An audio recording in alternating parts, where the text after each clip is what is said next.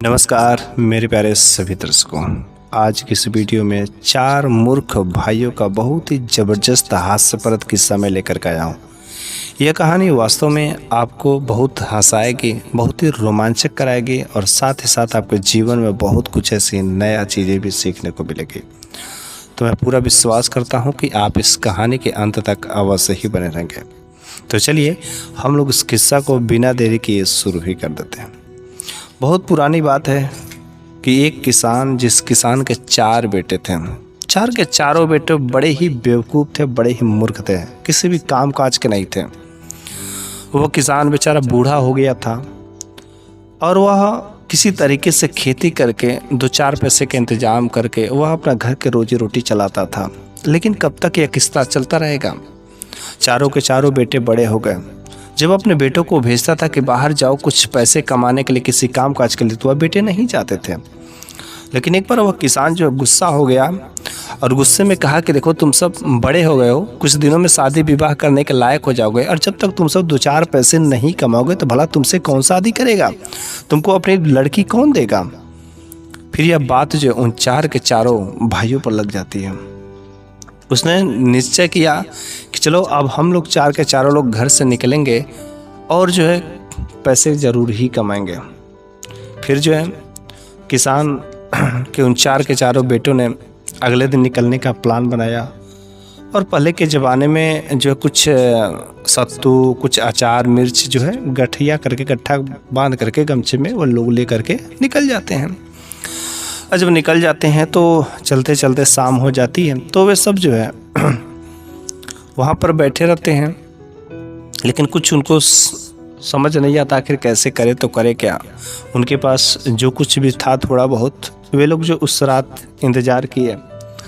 लेकिन अगले दिन सुबह हो जाती है और कुछ उन्हें समझ नहीं आता कि आखिर हम लोग जाएँ तो जाए कहाँ, कुछ भी इस काम समझ नहीं आता है। लेकिन जहाँ पर वे रुके हुए थे वहाँ पर एक मंदिर था, उस जगह पर मंदिर था और वह मंदिर जो एक पेड़ के नीचे था। तो लगभग जो 10 बजे का समय था और धूप निकल आई थी। तो जब धूप निकल आई थी तो मंदिर पर जो है धूप आ रहा था। तो 4 के चारों भाइयों ने सोचा यार इस गांव वाले तो बड़े ही मूर्ख हैं, इस मंदिर को पेड़ की छांव में बनाना चाहिए, लोग धूप में क्यों बना करके रख दिए हैं। जब बगल में पेड़ है तो पेड़ की छांव में बनाना चाहिए। चलो हम लोग इसको धक्का दे करके इसको छांव में कर देते हैं। फिर 4 के 4 भाइयों ने धक्का दिया और धीरे धीरे वह जो है मंदिर तो नहीं किसका, लेकिन जो पेड़ की छांव ही समय के अनुसार जो है मंदिर पर चले गए। थोड़ा बहुत बाकी था, फिर उन लोगों ने कहा कि चलो थोड़ा सा और धक्का देते थे, पूरा का पूरा छांव में चला जाएगा। फिर जो है थोड़ा सा और जो घंटा भर मेहनत की है और फिर जो अच्छे से जब उस पेड़ की छांव उस मंदिर पर चली जाती तो इन लोग कहे कि हाँ अब हम लोगों का जो काम सफल हो गया और मंदिर को हम लोगों ने धक्का दे करके पेड़ की छांव में कर ही दिया। वे लोग बड़े ही विजेता अपने आप को साबित हुए। लेकिन रह गई बात, फिर से उस दिन का शाम था और कुछ भी उन लोगों को समझ नहीं आ रहा था कि आखिर करे तो करे क्या। अब जो उन लोगों ने निश्चय किया कि चलो कुछ ना समझते हैं तो इधर से कहीं से कुछ सब्जियों का व्यवस्था किया, किसी के खेत में से जाकर के चुपके से, और फिर उनको बनाने का इंतजाम किया। सब कुछ व्यवस्था हो गया लेकिन उन लोगों के पास तेल नहीं था।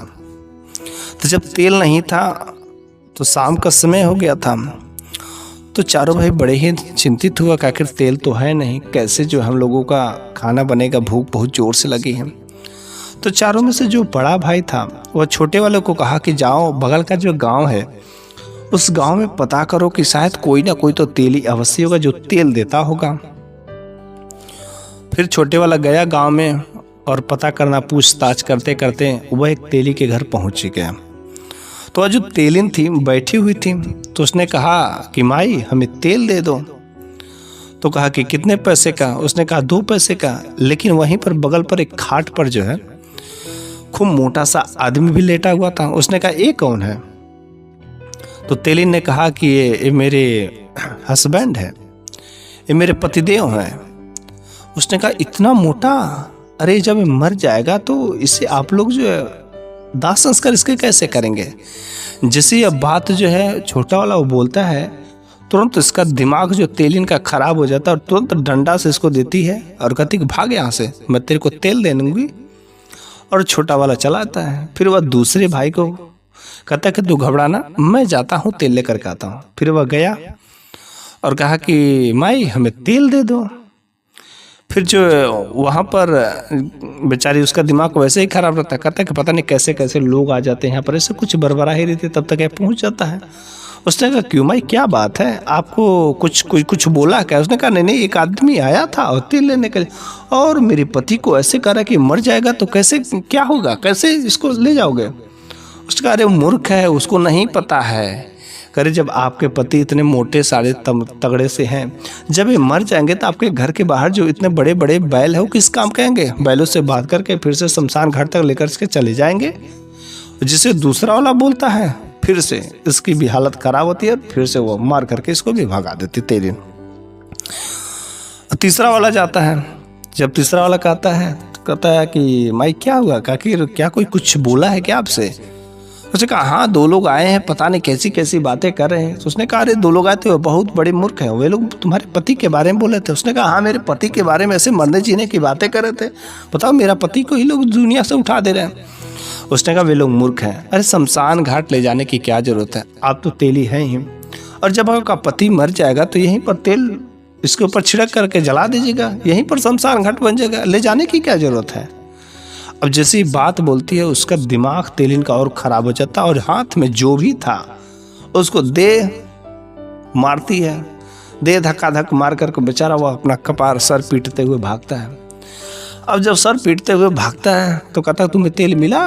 बड़ा लोग कहता है कि नहीं यार, तेल तो तुम लोग लाए नहीं, अब तुम सब उससे तेल आएगा नहीं, हम ही चलते तेल लेकर के आते हैं।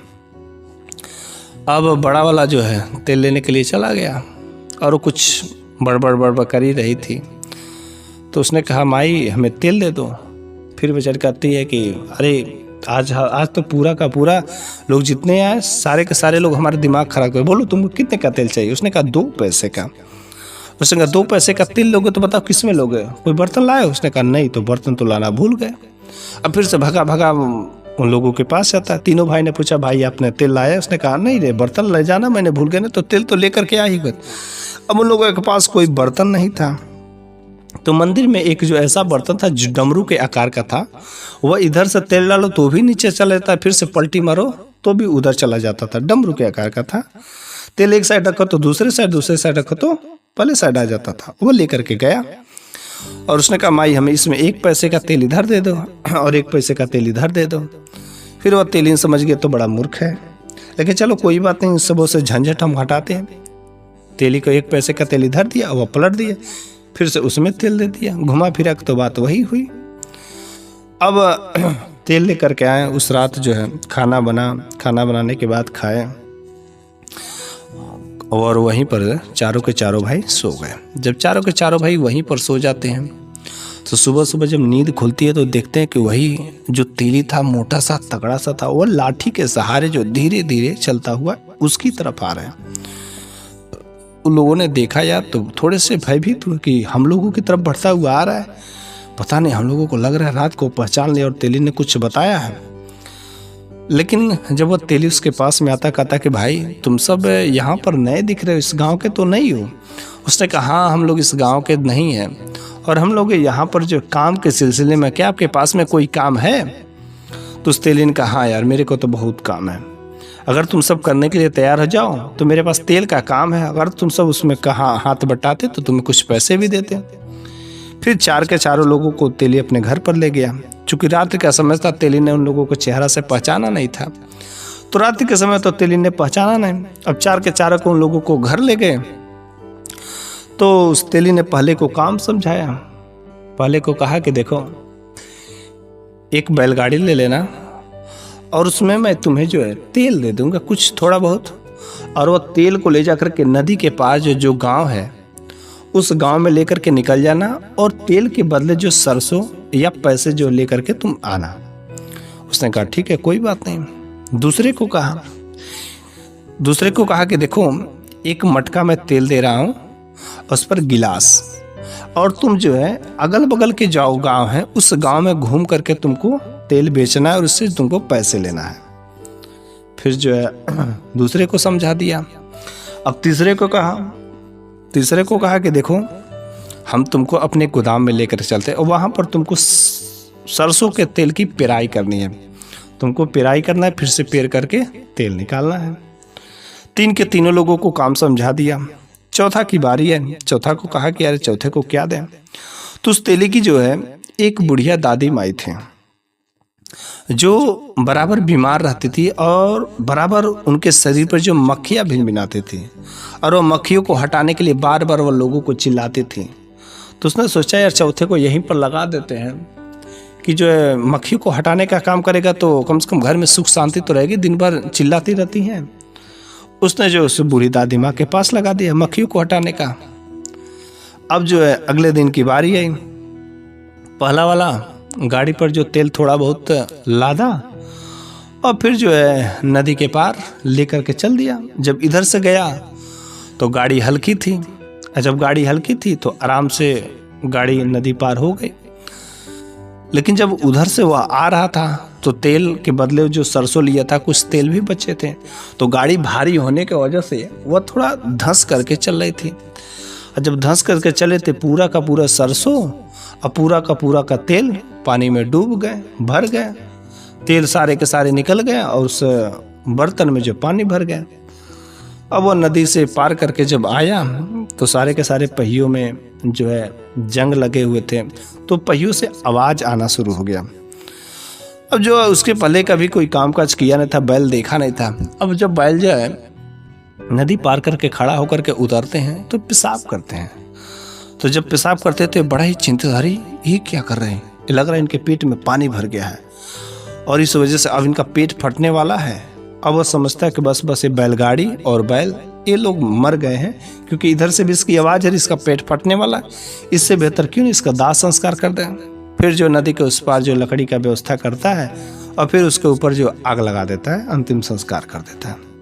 और जब अंतिम संस्कार कर देता है फिर इधर दूसरा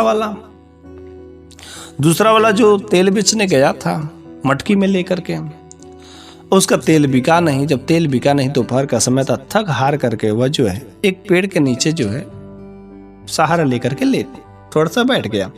लेकिन बैठे बैठे सोचा कि अगर तेल नीचे रखेंगे तो कोई लेकर के चला जाएगा, तो वो अपने सर पर ही रख करके थोड़ा सा टेक लेकर के वो सो जाता है।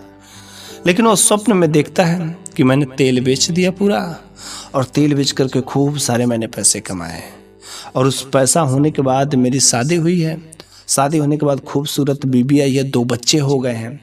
और फिर जो है पता नहीं किस बात पर नोकझोंक हो जाती और दोनों में लड़ाई झगड़ा हो जाता। और जैसे दोनों में लड़ाई झगड़ा होता है तो हाथापाई होता है। बस ये हाथापाई में स्वप्न में ये अपना हाथ जो छोड़ करके उसको बीबी को मारने चलता है, लेकिन जैसे हाथ छोड़ता है तेल गिर जाता है। और जब उसका स्वप्न खुलता है तो बस सारा का सारा तेल नीचे। अब दोनों के दोनों लोग घर पे पहुंचते तेली के घर, तो तेली से कहा कि अरे भाई बैल, पहले वाले से बैलगाड़ी कहाँ गई और सरसों कहाँ गए। उसने कहा आपकी बैलगाड़ी और बैल दोनों का मैंने दाह संस्कार कर दिया, दोनों मर गए, इसलिए हमने जो है नदी के किनारे दाह संस्कार कर दिया। दूसरे वाले से पूछा करे भाई कहाँ गया तेल। उसने कहा यार तुम तेल की बात करते हो, पैसे की बात करते हो, अरे मेरे तुमने सारा का सारा जीवन बर्बाद कर दिया, कितना मस्त जो, लेकिन तुम्हारे तेल के चक्कर में मेरी जो घर बर्बाद हो गए। उसने कहा क्या बात हो, कि इतना बढ़िया स्वप्न देख रहा था और स्वप्न में मेरी बीवी से थोड़ी सी नोकझोंक क्या हो गई, तुम्हारे इस तेल ने मेरा बर्बाद कर दिया, मेरी बीवी से दूर कर दिया। और इस तरीके से तेली जो सर पर हाथ पकड़ लेता है, हाय रामी क्या हो गए, ये लोग तो मेरी सारी की सारी पूंजी की बर्बाद कर दी। तीसरा वाले की बारी आती है। जब वो गोदाम में गया तो तेल पेरने की बारी आती है, और जब तेल पेरने की बारी आती तो वो तेल पेरने का कभी इसके पहले कभी तेल की पिराई की नहीं, तो वह जाने क्या सारा का सारा सरसों को उठा करके खाला में डालता, उठा करके खाला में डालता, उसका किनारे कर देता, उठा करके खाला में डालता, इधर किनारे कर देता। ना तो तेल निकला ना तो सही सरसों अब रह गया, सारा का सारा सरसों बर्बाद कर दिया। तीसरा वाला को भी कहा कि यार कैसा मेरा आज पाला पड़ा है, ये कितना मेरे गोदाम में से कितना सरसों का कितने का बर्बाद कर दिया, तुम लोगों ने आज तक कभी काम नहीं किया। उसने कहा नहीं हम लोगों ने कभी काम नहीं किया। बेचारा वो भी पूंजी डूबा दिया। इधर जो चौथे वाले की बारी जब आती है, जो वो दादी माँ की मक्खी जो हटाने के लिए लगाया था, अब वो मक्खी हटाते हटाते हटाते जो परेशान हो गया। अब जो है उसने देखा कि एक मक्खी बार बार दादी माँ के नाकों पर आकर के परेशान कर रही है। उसने कहा कि यार इस बार इसको तो मैं मार ही दूंगा। उसको कुछ ना समझ आया और बगल में पड़ा हुआ एक पत्थर था, बड़ा सा पत्थर उठाया और जैसे वह मक्खी बैठी दादी माँ के नाक पर, तुरंत उस पत्थर ने दादी माँ के नाक पर दे मारा और जैसे ही मारा दादी माँ का पूरा जो है सर फट गया, उसका मत्था चेहरा सब कुछ कुचल गया, दादी माँ का राम राम हो गया।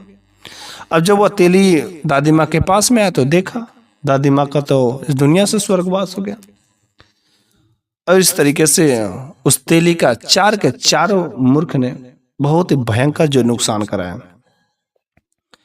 फिर तेली ने क्या किया, चार के चारों लोगों को घर से बाहर निकाल दिया और ले जाकर के जेल खाने में बंद करवा दिया। ये चार के चारों लोग किसी काम लायक नहीं है, कहीं कुछ नहीं कर सकते।